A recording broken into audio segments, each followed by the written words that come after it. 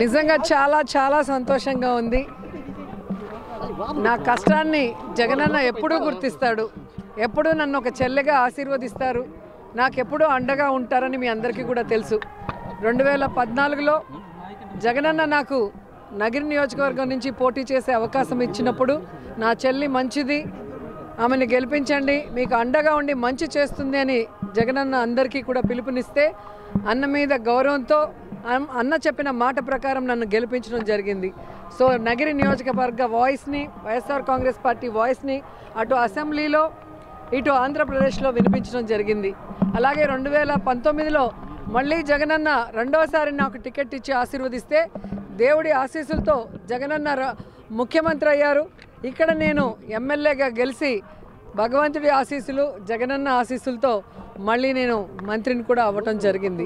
So మూడవసారి నాకు ticket లేదని చెప్పి అన్ని ఛానల్స్లో కూడా ఏ విధంగా ప్రచారాలు చేస్తున్నారో మీ అందరూ కూడా చూశారు.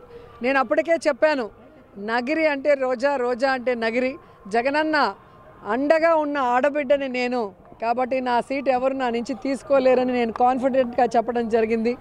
అదే కాన్ఫిడెన్స్తో ఈరోజు కూడా మీరు చూస్తే జగనన్న ఆశీర్వాదంతో నగిరి ఎమ్మెల్యే అభ్యర్థిగా మూడవసారి మరి నామినేషన్ వేయడానికి రావటం జరిగింది.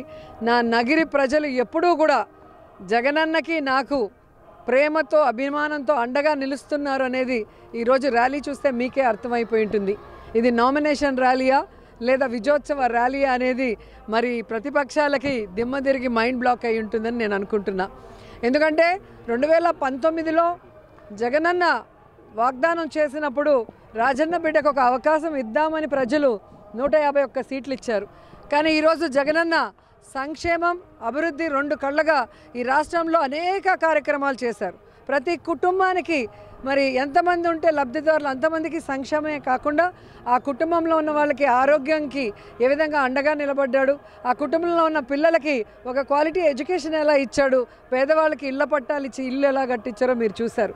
అంతేకాకుండా ఈరోజు నగిరి నియోజకవర్గంలో 2000 కోట్లకి పైగా సంక్షేమ అభివృద్ధి చేసిన ఘనత ఈరోజు జగనన్నకే దక్కింది.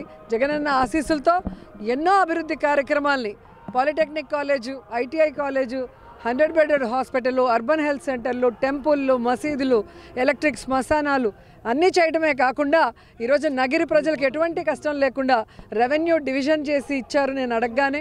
అలాగే మీరు చూస్తే డిఎస్పీ కార్యాలయం 2 ఇచ్చారు, నగిరికి 1, పుత్తూరుకి 1. అలాగే మోటార్ వెహికల్ ఆఫీస్ ఇవ్వటం జరిగింది. సో ఒక చెల్లెలుగా, ఒక సైనికురాలుగా ఎప్పుడూ కూడా అన్న ఎంతో అభిమానంతో నేను కోరుకున్నది ప్రజల కోసం అనేది గుర్తించి చేస్తూ ఉన్నారు. సో అన్న రుణం తీర్చుకునే విధంగా మరి నగిరి నియోజకవర్గం నుంచి హ్యాట్రిక్ కొట్టి అన్నకి గిఫ్ట్గా ఇస్తానని కూడా ఈ సందర్భంగా తెలియజేసుకుంటున్నా. ఈజీగా 10,000 దాటాలి అని చెప్పి మా వాళ్ళందరూ కూడా, అంటే 20-30 అని చెప్తారు మా కార్యకర్తలు, కానీ ఎప్పుడు కూడా అణిగిమణిగి ఉండాలి అంటారు. అందుకే 10,000 పైనే మెజారిటీ ఉంటుందని కూడా ఈ సందర్భంగా తెలియజేసుకుంటున్నా. ఎందుకంటే నగిరి అంటే 500 నుంచి 1000, 1500, 2000 తప్ప ఎప్పుడు మెజారిటీ లేదు ఏ ఎలక్షన్ చూసినా కూడా మీరు ఇంతవరకు. కాబట్టి అలాంటి చోట 10,000 దాటడం అనేది 1,00,000 దాటిన లెక్క. ఎందుకు ఇంత కాన్ఫిడెంట్గా నేను కలుగుతున్నానంటే జగనన్న చెప్పిన మాట ప్రకారం గడప గడప ప్రతి కుటుంబాన్ని కూడా పరామర్శించాం, వాళ్ళకి అన్ని సంక్షేమం అందుతుందా లేదా తెలుసుకున్నాం.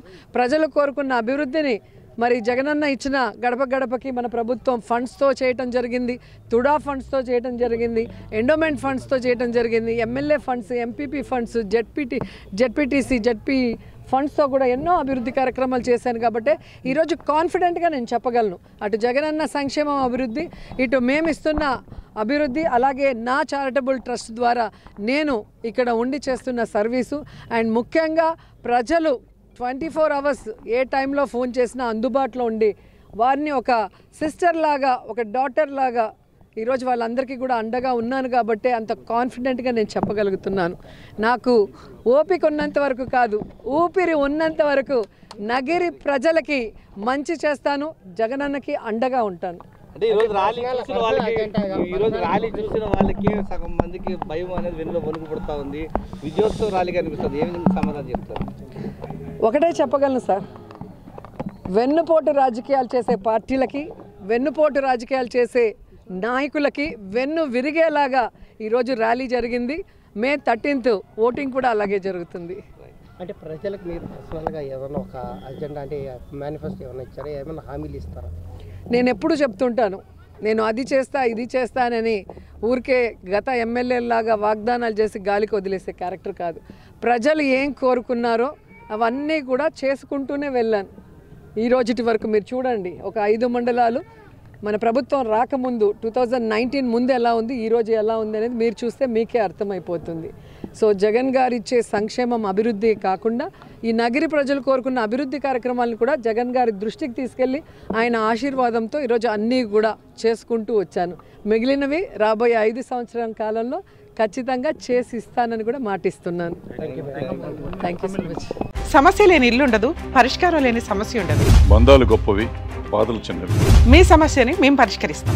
రండి, మాట్లాడుకుందాం.